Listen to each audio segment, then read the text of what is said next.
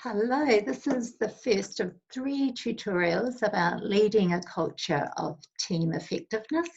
My name is Andrea, and we're going to get started in this tutorial and thinking about how we can unify team direction and lead development as a team. So thinking about the stages our team's at and how we can get them really focused in their team direction. So I'm just wondering, if you look at this picture, if you can relate to how it feels sometimes in your service and how often you see the situation in any day. So do you see a team, you're all on the same boat, you're all in the same workplace, however, you've got some people that are sort of sitting back feeling pretty smug about how well things are going in their room or with their particular children, and other team members that are really stressing out, are sweating by basically the demands of their role and feeling like they're not coping very well. So they're the ones that are bailing out water, working really hard or not feeling very effective. So our role as the leader is to be picking up on what's happening within your team, really listening in, observing, and making sure that we're working together as a team the most effectively as we can, that we're all on the same boat, heading in the same direction. So the best way to get started with this thinking is about thinking, yes, we're one team and we should have one really clear purpose together. So it's about thinking, what is our team purpose? And this really embraces why we exist as a team. It's why you come together and work together. So just to give you an example, with the First Store team, originally our why was all about developing capability in the early childhood education and care space. But then if you go deeper, and this is the great thing with whys, you can always peel a layer off the onion and go one deeper. But why? Why did we want to develop capability? Because we wanted to support people to be their best professionally in their role as educators and leaders, but then peel that layer off again. But why? So at the heart of it all is we actually want to see children flourish in their early childhood experience. And once you get down to the heart of it, that's really what your passion, what provokes this energy, this motivation, that deeper level of what you're doing and why together. So it really does impact behaviour and attitudes when you've got a very clear and deep team purpose that you share together. So ponder on your team purpose, and we're going to set you up with a tool with a team charter where you can start writing that down together. So your team purpose statement is one of the first steps in developing a team charter, and it really defines to your team why it exists together and what you're jointly working towards. So it's understanding that no one person can make this team successful. It's a shared why, a shared purpose, and that we're all responsible for that success of achieving that purpose. And then it keeps everyone moving in the same direction, and how their individual effort will contribute to achieving this purpose. And then the team purpose acts as a touchstone for decision making and guiding behaviours. So at the end of the day, are we helping support people so that children are flourishing in their early childhood setting or not, is what we're always working on. So that will involve really responsive relationships with the people, so we really get a good feel about how the children are flourishing or not. So here's your team charter. The parts of the team charter will document these things: the purpose, the objectives, all of these things, the purpose as a team, the objectives as a team, what our team culture is, what processes, resources, and support are available to help us to achieve these goals and the team culture that we want. And it really sets the expectations for us as a team within this organisation. The important part is we can't just, as leaders in early childhood, just write up a team charter and stick it up on the wall and expect everyone just to agree. It's so important that we negotiate with team members about the purpose, the goals that need to be achieved, what they want for the team culture, what support and resources they require to get this really shared document that is a collaborative document that all means something for each person in the team and for the team as a whole. So it's about thinking about the big picture of successfully working together, and then eventually, once you've come into agreement together, signing that off. So good old sticky notes here showing different ideas that are happening, what's important for the team. These are all little ways how we can get people involved and then discuss further at team meetings. Here's a bit of a framework of a team charter that we suggest that you'll be completing. So here, this is the particular area that we'll just looked at, and the team objectives as well. So what we'd like you to do is really start pondering on some thoughts about the team purpose, and then working in collaboration with other people to really find this out. Now, the team objectives are what are the big things that need to happen. The goals, what are the buckets of results that we need to achieve for this all to happen. So as a team, what do we need to be achieving? These other parts we'll look through later as we come to it in this tutorial. So when we're thinking about our team and our team behaviour, it's very similar to how we look at children's behaviour. It's actually a really good sign of how we're going, our team development, whether it's healthy or not, or what stage of team development we're at, and also whether the environment is supporting this healthy development. So part of the environment is leadership, that it's the support and the resources available to support healthy development.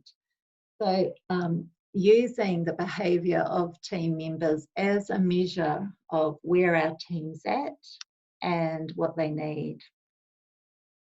So we're going to actually be using Bruce Tuckman's 4 stages of development here.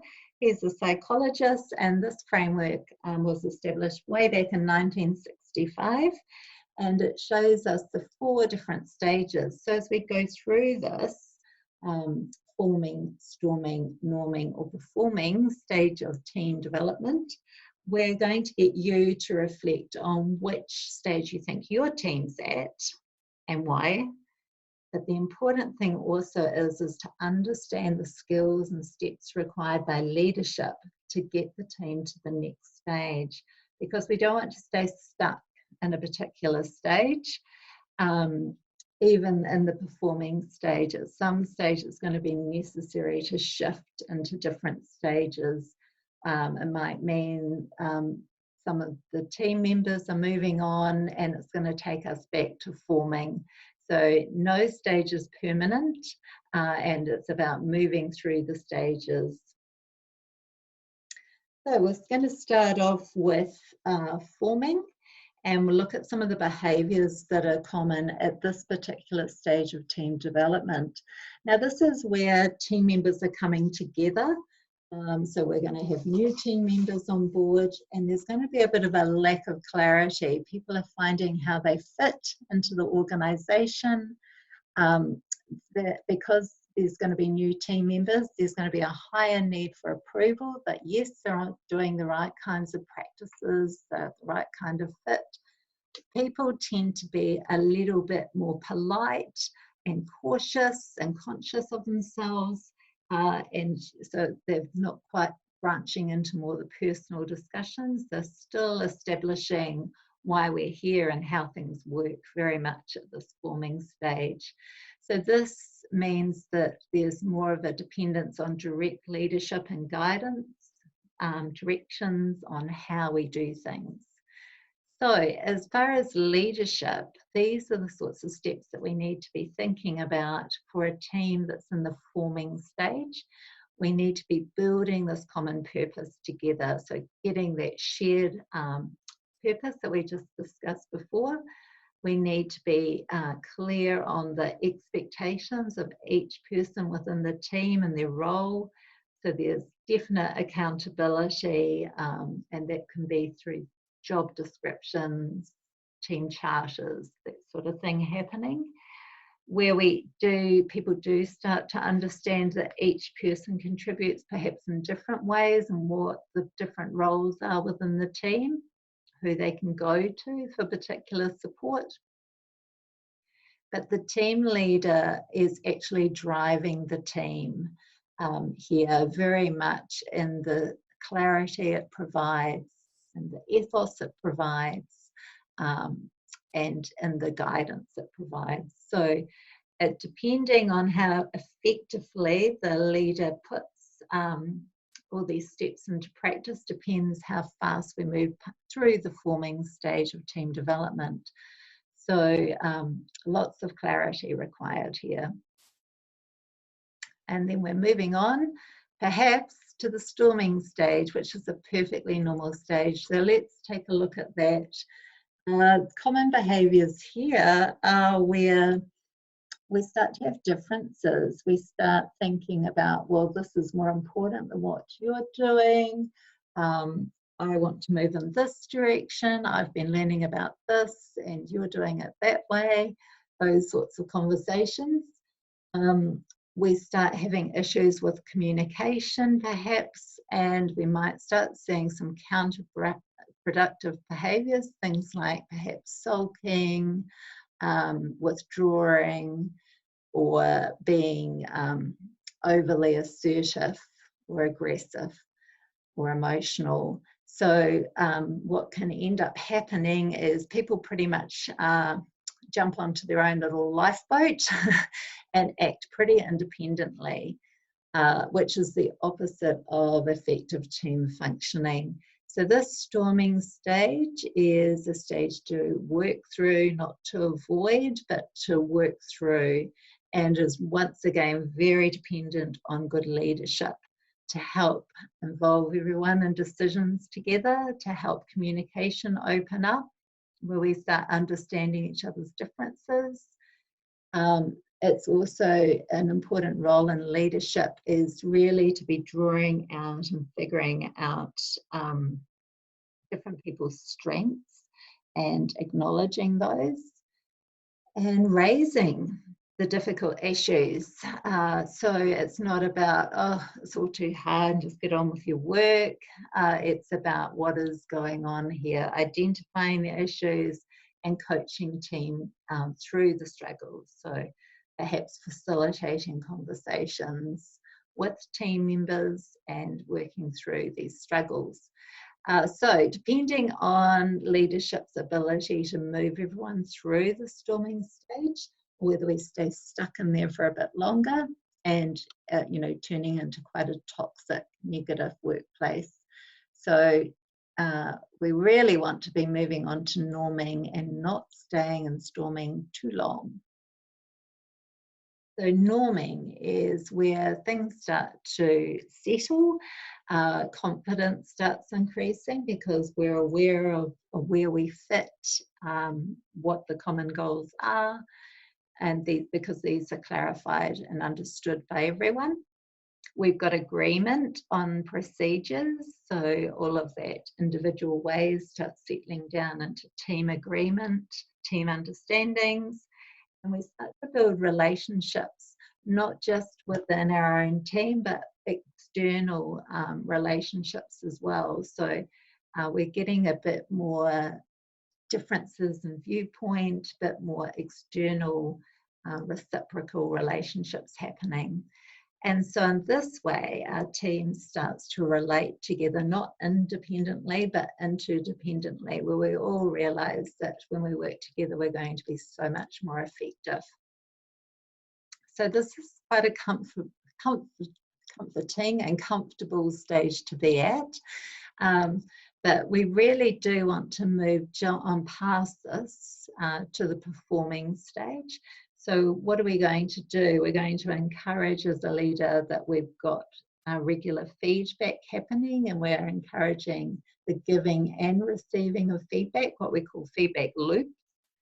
We want to really be working towards consensus with the team, so it's not just leadership decisions, but we're all developing these agreements together. So a bit of negotiation happening, and thinking really about opportunities for other people to lead. So really building not just one leader, but more leaders within the service to guide and lead others. So that's where we start really investing in the professional learning and leadership. So that leads us to being a performing stage where we've got really clear responsibilities for tasks and relationships. We've got a team that's achieving our goals and really working towards progress together. So we've got a real focus on quality improvement happening. The QIP will be a regular part of what we're discussing and moving towards steps and goals for those. And we're working really proactively together to benefit the whole team, not just one or a few team members.